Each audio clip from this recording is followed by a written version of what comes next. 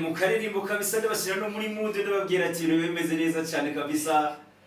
Ibintu bimaze kuba byakomeye bati ibikombe byaratwawe amateka yaranditswe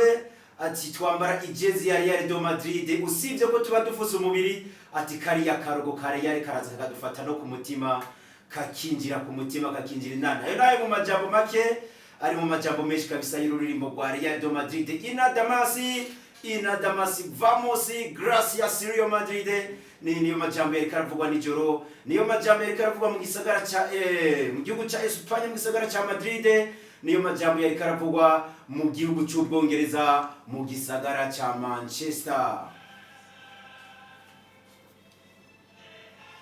Muti byari bimeze gute uwo bita Jose Pepe Guardiola n'abasore biwe kabisa ubona ko yari amaze kuba ameze neza cyane.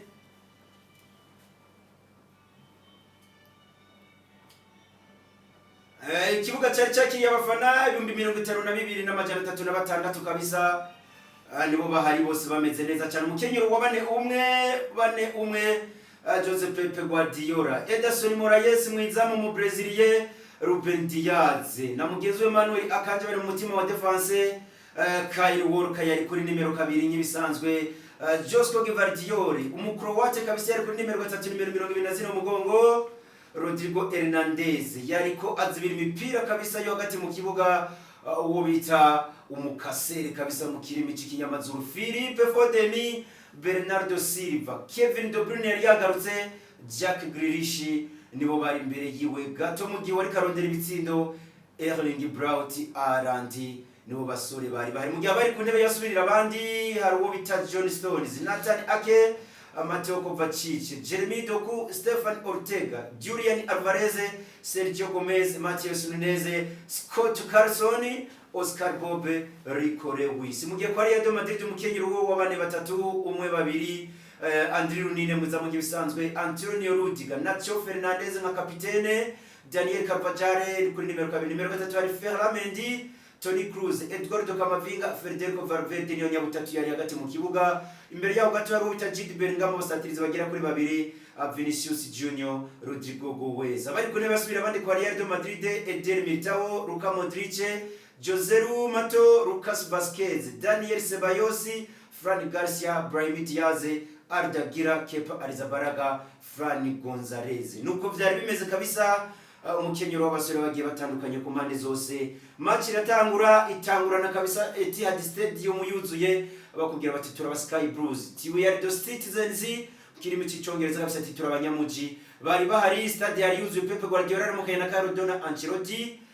ndetse n'abakinyi bararamukanya. Match irabandanya kabisa ku munota wa 12 gusa, byabatwaye iminota igera kuri 12 kugira ngo umubreziliye ubusanzwe abazi kabisa uwababonyemo igitsindo abaha qualification, abakubita mu gitsindo cy'umutwe kabisa bakora remontada, uwabakubise no vuga ngo igitsindo mu rukino rwo gutangura yaje bakubita n'ikindi gitsindo kabisa. Umwana muto Rodrigo wese atereka mu gitsindo, abantu bavuga ngo ahinduye programme zose z'ubita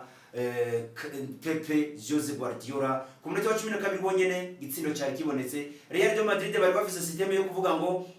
nitugomba kuza gusatira Atletico de Madrid dukora ikosa n'icyo twakoze mu mwaka uheze,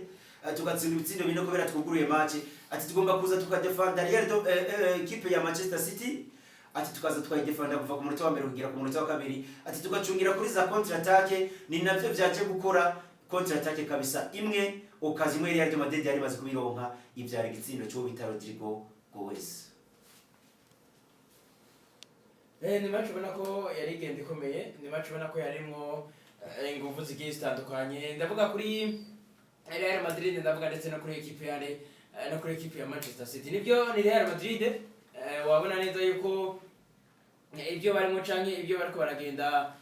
bakora nabo bari abasore, ubona ko bariko baragenda babyitwaramo neza cyane, haba kwa Real Madrid ndetse no kwa equipe ya Manchester City. Wabona neza ko ibyo barimo nabo babizi. Nibyo match yatanguye kandi yari igenda imeze neza cyane. Muri match hari bari bagize ibintu bigenda bimeze neza cyane. Muri match hari ibintu byari bigenda biriko biragira ubundi murindi bishikana kabandi. Yaba Man City yaba Real Madrid bari batsinanye neza. Bari bazi yuko ni match za ko itoroshe kuko nabo bari bagiye bakora byiza cyane bigiye bitandukanye. Bari babizi neza cyane yuko nyimba biriko biragenda bishikaho bigeze nyimba biriko biragenda biba uko biriko biragenda ibintu biza kuba bigenda binameze neza cyane nibyo rero match yari yatanguye haba kwa Man City Pep Guardiola ategerezwa gushiramo umukenyuro nawe yisangira avuga ati ndaza kuba ndondera guhiga ibyo bitsindo haba kwa Real Madrid nabo baza bakavuga bati bakagirane ati natwe turagomba kugira ibyo tuzatwishikana ko kugira ngo ibintu bize kuba binagenda bimeze neza cyane rero ni Real Madrid ubona ko ku mukenyero yari yatanguje no muri byategerezwa ko baza kugenda uko nyene kuko yari Real Madrid n'ubundi bari babize neza cyane ko bataza kuba bagira ibyo bagirane ibyo basaba byinshi kwa Man City. Man City bari bayize ko ari equipe nivyo irazi kwatake irazi kubuze gukira kandi irazi kubuze nivyo bibo bifuza ko biza kuba bina ariko waza kuraba kuri ndavuga kuri equipe ya Real Madrid yari bizi neza cyane ati twe natwe tuzakuba tugirane tuzakuba twatakwa bikomeye niko no kuza gukoresha iki niko kuza gukora ibyiwe ndavuga witwa Joseph Pep Guardiola agashemwa abasore bonyene nk'ibisanzwe ku mukinyi asanzwe arakoresha umwe ndetse na Carlo Donancello taragaza aravuga ati n'ubundi ngomba kuba nkinisha witwa Vinicius Junior kuri nimero 9 mu gihe witwa Rodrigo Goes ni umusore akunze kubagaruka cyane akunda kuza gufasha inyuma ati ndamukinishe ku ruhande rw'ububamfu bafashanye hagati mu kibuga n'abitwa ba Jude Bellingham abitwa ba Valverde kugira baze kuba bakuvura ndavuga impande za equipe ya Manchester City kuko bari babizi ko impande zabo nizo mpande ziza kuba zigirane nizo mpande ziza kuza zikora ibyo zizoba ziriko zirakora ubundi ariko byaje kuba binagenda match yaziratangura kuri formation nyine babona ko formation yindi nyine buri umwe wese akeneye yaba Guardiola yaba witwa Carlo Donancello ariko bimaze kuba bigenda bishika aho hageze mu kibuga hagati nyine imikinyiro iratangura kubicanga abantu nkuko waramaze kubona bivuga ku munota wa 12 wonyene kuri counter attack nkuko witwa Joseph Pep Guardiola na ndetse na Carlo Donancello bari bamaze kuba bipanga mu kibuga Carlo Donancello n'undi yashaka gukina kuki yashaka gukinira ndavuga kuri counter attack nyine arazera aterikamwo abo basore n'ubundi bitwa ba Rodrigo Goes nkuko waramaze nabivuga nabo bamaze kuba bamenyera equipe ya Manchester City abaze kuba bimenyera cyane kuko mu match zitari zike bamaze kuba bahura nabo amaze kuba atereka mu bitsindo bitari biki uwitwa rero Rodrigo Goes n'undi kuri counter attack nkuko waramaze kubona bivuga Real yarakikina kuri counter attack aratatereka mu ico gitsindo equipe ya Man City nayo isanga mu obligation kugirane atereka tuzoturondere nkuko nani nagenda bivuga kugeza ku munota wa 15 wabona neza cyane yuko equipe ya Real Madrid baracari bien discipline mu mukenyero witwa Carlo Donancello mugihe na Man City nabo bari discipline nabo ku mukenyero wa Joseph Pep Guardiola kuko Guardiola yari ku ibaro ibaro yayimanye kabisa arayigumana mu gihe uwitwa Carlo Donancello nawe yavuga ati naenda gutingira kuri bya bintu by'iwanje ati urambi baro je nande ndagutinga ivyo bintu widuga na wese ati nande ndazi ko ufite abasore banyaruka ati ndaza kubanca ku mpande ndazi yuko nandi byanje biza kuba binakubona mu minota 15 navuga yuko umukenyero wabayiganya akwitwa Carlo Donancello kuko yari gatingira kuri counter attack iyo counter attack yiwe yabaye nico gisinda zakubona nakibona mugiye kuwitwa Joseph Pep Guardiola umukenyero we yari yabiteguye ati n'ubundi ndazana attack nungere na attack ariko n'ubundi asanga impande za Real Madrid ndetse n'ubuzibizi bwa Real Madrid ndavuga muri rusange defense nabo bari bahagaze neza cyane nkuko babikoze muri match muri make novuga ko gushika ku munota wa 15 Real yari neza cyane kuwitwa Carlo Donancello kuko ivyo yari yateguye byose byari ko bigena nkuko yabiteguye ni yari Manchester City nk'ibisanzwe twari tumeze kuba tumenyana uvuga ngo philosophy ya Manchester City no gukina bagumana umupira nugukina nuvuga ngo bafise yaravise n'abasore bagiye batandukanye kugarukana uwo bita Kyle Walker kuri nimero 2 yaje gufata neza uwo bita Vinicius Junior yaramaze kugarukana nuvuga ngo bita Kevin De Bruyne yari karagorana cyane kugira ku munota wa 15 nawe yari kagenda adisibiyo ya mpira yaravise abasore bagira kuri bandi ndavuga Philippe Foden Shirako Jack Grealish Bernardo Silva ndetse nawe Kevin De Bruyne ubwiwiwe abo ni basore bagira kuri bane bose bafise karite igira nko kuri biragoye kuza kwa kumupira Philippe Foden biragoye kuza kwa kumupira Jack Grealish aba mubi cyane mu gihe afise umupira ariko arumfansa atera kwegereza imbere Philippe Foden ni kwameze biragoye kandi kuza kwa kumupira wo bita ndavuga Kevin De Bruyne wari mukenyuro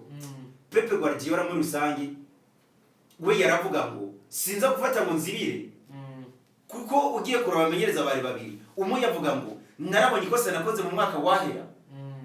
narabonye ikosa nakoze inza gufata nkafata Vinicius Junior muguru rukino nza gutsindwa ibitsindo bine kuri kino kibuga nyene ati nanje ngomba kuza nkuko yabikoze muri matchare matchare yari yabikoze mugabo bihakwa kumwangira gato yavuga ati mwebwe Vinicius Junior wowe Rodrigo Gowezi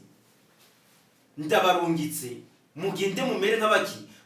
nk'abakinyi bariko bagaruka hagati mu kibuga gatoya mugabo mutereko murakora hagati mu kibuga mucunga abasore mucunga imipira yabo witwa Jude Bellingham mucunga imipira witwa Toni Kroos ndetse na mugenzi wa Federico Valverde ati mutera amaro passe murondeze bana ba Brazil bagira kuri babiri ni navyo byaje kuba nk'ukuri kurabivuga ni ekipe zibiri ubona yuko urukino rw'ibanze bakinye byarangiye ata ekipe zinzi yindi rero novuga ko yaba Pepe Guardiola yaba uyu Carlo Ancelotti nabakoco nako ku rukino ku munsi w'ejo rwatanguye bose barondera intsinzi uravye umukenyero wa Pepe Guardiola ukaraba umukenyero wa Carlo Ancelotti bose ubona ko baraviza intsinzi kandi yaba Man City yaba Real Madrid ni ekipe zinazinanye uravye match bamaze kuba bahura uhereye guhera